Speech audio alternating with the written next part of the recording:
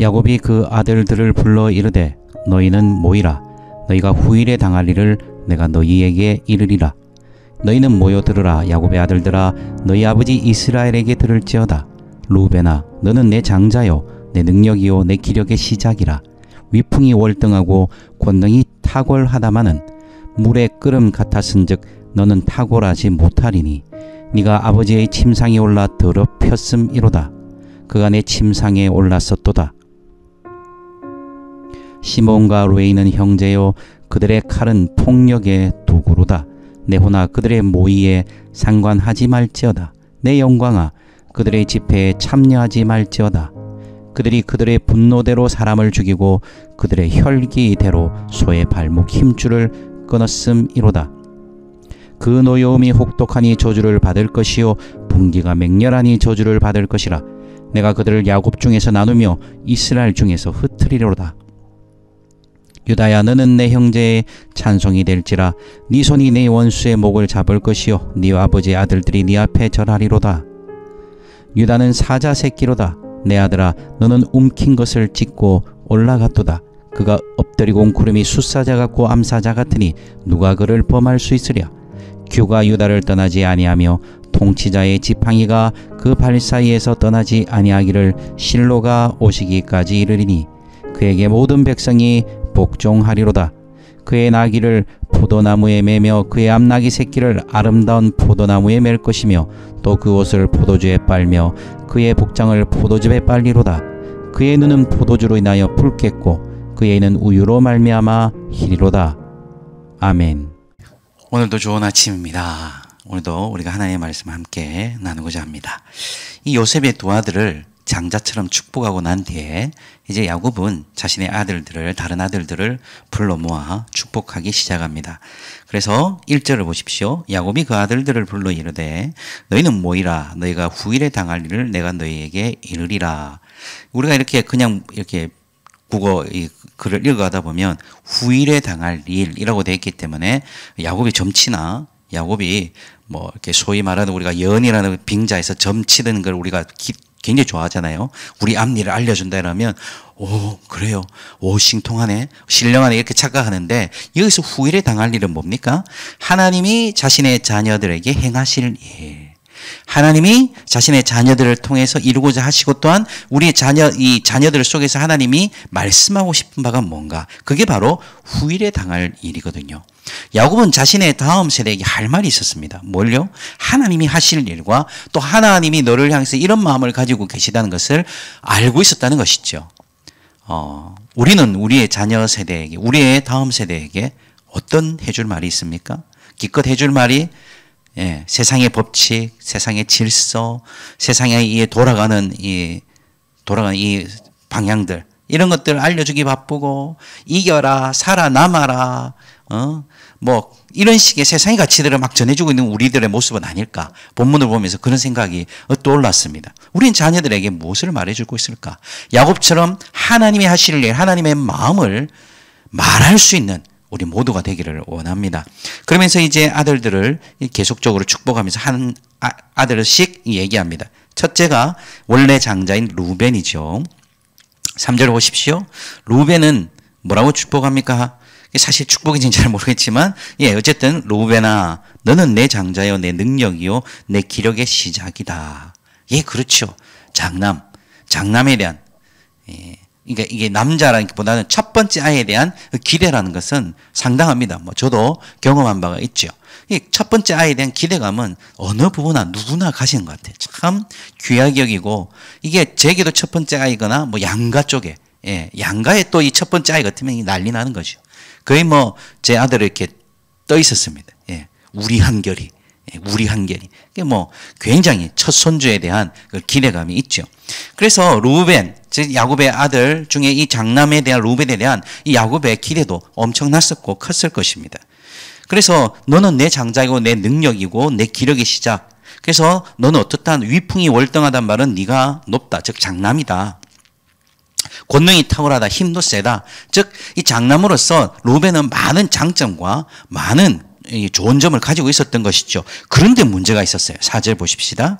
루벤아, 그런데 네가 물의 끓음 같았다 라고 되어 있어요.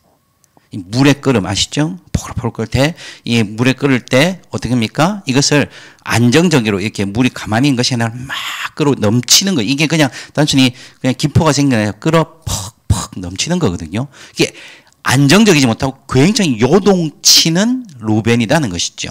이것이 뭐냐? 뒤에 설명이 나와요. 네가 아버지의 침상에 올라 더럽혔으며 그가 내 침상에 올랐었도다.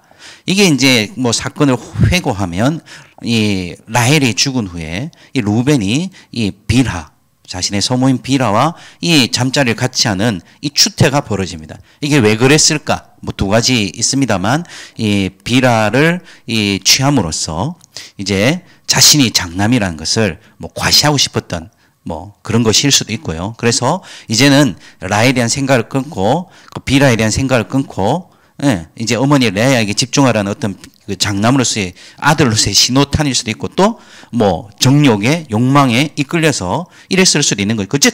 어쨌든 그 욕망에 따라 내키는 대로 숙고하지 않고 생각하지 않고 내키는 대로 충동적으로 살았던 루벤. 그래서 물의 끓음 같았고 심지어는 아버지의 침상에 올랐던 그 루벤을 향해서 이렇게 얘기하면 너는 탁월하지 못할 것이다. 4절에 보니까 너는 탁월하지 못한 이 말은 무슨 말이냐면 장자권이 박탈될 것이다.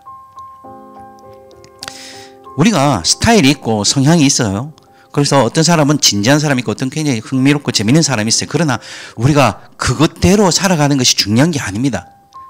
우리의 성향과 우리의 스타일이 물론 하나님 주신 아름다운 것들이 있지만 그것들이 무엇에 순종되어야 되죠? 하나님의 계획과 하나님의 말씀에 순종되어지고 길들여져야죠. 굉장히 진지한 사람은, 이게 숙고하는 사람은 하나님의 말씀에 의해서 다른 면이 있다는 것을 또 다뤄져야 되고, 그냥 충동적으로 이 물에 끓은 같이 내치고 뭐 요동치는 사람들은 또 어떻게 해요? 하나님의 말씀에 의해서 다뤄져서 점점 생각할 줄 아는. 그렇게 되는데 루벤은 그냥 내킨 대로 살았어요. 그리고 결국 그가 받은 장자로서의 권리, 모든 탁월함들이 어떻게 됩니까? 탁월하지 못함으로 떨어지고 마는 것이죠. 그러고 나서 나오는 게 이제 시몬과 레이입니다. 그래서 5절에 보면 시몬과 레이는 형제입니다. 그래서 그들의 칼은 뭐다? 폭력의 도구다. 이 말은 뭔 말이냐면 이 세겜에서 이 딥나가 어려운 일을 당했을 때, 자신의 딸이 당했을 때 이 시몬과 레이가 어떻게 했습니까? 잔혹하게 학살극을 벌입니다. 그래서 야곱이 내 호나 그들의 모에 상관하지 말자다. 내 영광아 그들의 집회에 참여하지 말자다. 그들이 분노대로 사람을 죽이고 그 혈기대로 소의 발목과 힘줄을 끊었다. 이 시몬과 레이는 혈기를 제하지 못했습니다. 그래서 그들이 혈기대로 분노를 표출한 것이죠. 그들의 분노와 혈기는 잔혹했습니다. 잔인했죠. 그래서 그들에게 하나님께서 뭐라고 얘기하십니까? 7절을 보십시오. 그 노염이 혹독하니 저주를 받을 것이. 그러니까 혈기로 행할 수 있는 게 없습니다. 제가 혈기 충만한 좀 때가 많았는데 그 혈기 충만으로 해결할 수 있는 것이 없습니다. 혈기는 어떻게 됩니까? 저주를 받습니다. 혈기는 저주야 이게 아니라 결국 혈기가 이끌어가는 그 마지막은요 하나님과 상관없는 일들이라고. 아무리 선한 일이든 기치를 들 때 깃발을 들 때는 좋은 거였을지 모르겠지만 그 혈기대로 행할 때 잔인해지고 잔혹해지고 결국 하나님과 멀어지는 것이죠. 그래서 그들은 야곱 중에서 나누며 이스라엘 중에 흩어지리라. 결국 그들은요 흩어집니다. 이 지파의 존속성이 사라지고 말이죠. 레이 같은 경우에는 땅을 받지 못합니다. 자, 그리고 나서 유다가 나오죠. 유다는 이 유다에 대한 얘기가 8절부터 12절까지 쭉 길게 나옵니다. 그래서 로벤 좀 작고 시몬과 레이 좀 많고 그 다음 유다에 대한 얘기가 길게 나오죠. 그래서 유다에 대해서 이렇게 얘기하죠. 8절에 보면 네가 네 형제의 찬송이 될 것이고 원수의 목을 잡을 것이고 절할 것이다. 즉 유다가 이 형제들의 지도자가 될 것이라는 것이죠. 지금은 물론 요셉이 애굽의 총리니까 모든 것을 이끌어가고 있지만 장차 유다는 이 형제들의 이스라엘의 지도자가 될 것이다. 9절에도 보면 그가 사자 새끼 유다의 사자 같아서, 이 사자 같다는 말은 뭡니까? 강하다는 것이죠. 유다는 지도자가 될 것이다. 유다는 강할 것이다. 그리고 10절부터 12절까지 나오는 얘기가 결국 뭐냐면 뭐 풍성함의 얘기도 있지만 사실은 이게 메시아에 대한 얘기거든요. 유다의 지파 속에서 메시아, 즉 예수 그리스도가 유다 지파에서 탄생하시되 이 유다의 이 축복이 뭡니까? 지도자가 될 것이고 강할 것이고 그의 자손을 통해서 예수께서 메시아께서 다시 오실 것이다. 그래서 어떻게 됩니까? 유다는 계속적으로 다윗의 왕가, 즉 다윗의 가문에 왕을 배출한 축복을 받죠. 뭐야? 왜 이렇습니까? 유다만 편애하는 건가? 아닙니다. 유다가 이렇게 축복을 받는 이유는 뭡니까? 모두가 자신의 목숨을 지키기 위해서 몸을 사리고 있을 때 유다는 어떻게 했습니까? 베냐민 대신 내가 대신 종이 되고 내가 대신 죽을 수도 있다라고 했습니다. 이 유다의 희생, 다른 사람을 살리기 위해서 자신을 희생했던 이 모습이 바로 하나님에게는 축복이 되는 것이죠. 바로 십자가에 달리신 예수의 모습을 보여주는 바로 유다에게 하나님께서는 축복을 하십니다. 사랑하는 성도 여러분, 루벤 내키는 대로 충동대로 살고, 시몬과 레위 혈기대로 자신의 혈기, 자신의 성격을 하나님의 말씀에 다루거나 하나님의 말씀에 길들이지 않고 내키는 대로 혈기대로 살았던 그 르우벤과 시몬과 레위의 마지막은 결코 좋지 못했습니다. 그러나 유다는 어떻습니까? 그가 때로는 계산적이고 못돼 빠졌고 생각하는 게 꼭 못된 게 하고 악을 창조적으로 계산해내는 그런 삶도 살았지만 그의 삶의 여정에 하나님께서 보여주시는 그 은혜를 따라서 그가 희생하고 섬기는 모습을 보여주자 그는 놀라운 축복의 자리로 나아갑니다. 충동대로 살지 맙시다. 혈기대로 살지 말고 유다와 같이 섬김과 희생으로 오늘도 사람들을 섬기는 이 세상에 복이 되는 여러분 되시기를 주님을 축원합니다. 함께 기도하겠습니다. 하나님, 오늘도 루벤과 시몬과 레위, 유다를 향한 하나님의 마음들을 보았습니다. 충동대로 살다가 혈기대로 살다가 망하지 않게 하여 주옵소서. 유다와 같이 섬김과 희생이 있는 곳에 하나님께서 반드시 축복하심을 믿고 아버지 하나님께서 그 섬김과 희생을 기뻐하심을 믿고 루벤의 전철, 시몬과 레위의 전철, 아버지 그 전철을 따라가는 것이 아니라 유다와 같이 예수님의 뒤를 따라 섬기고 희생하는 우리들의 인생이 되게 하여 주옵소서. 우리의 이권을 충분히 주장할 수 있을 때에도 우리의 이익을 충분히 지킬 수 있을 때에도 사람들을 사랑하고 섬김이 주님의 마음인 줄 아는 바로 그런 축복이 우리에게 있게 하여 주옵소서. 감사하며 예수님의 이름으로 기도합니다. 아멘.